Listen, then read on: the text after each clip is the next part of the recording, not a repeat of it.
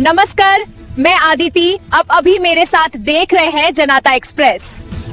बस्ता अंचल 80तम स्वाधीनता दिवस हो जाइछि पालन।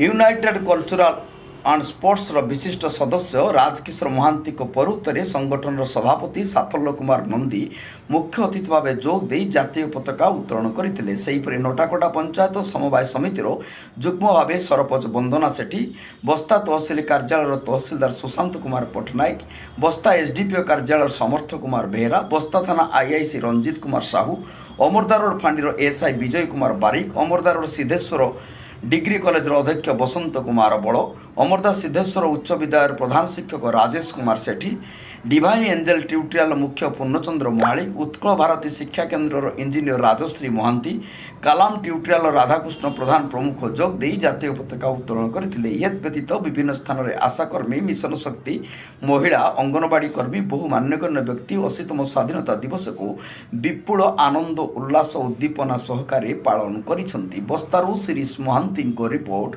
जनता एक्सप्रेस।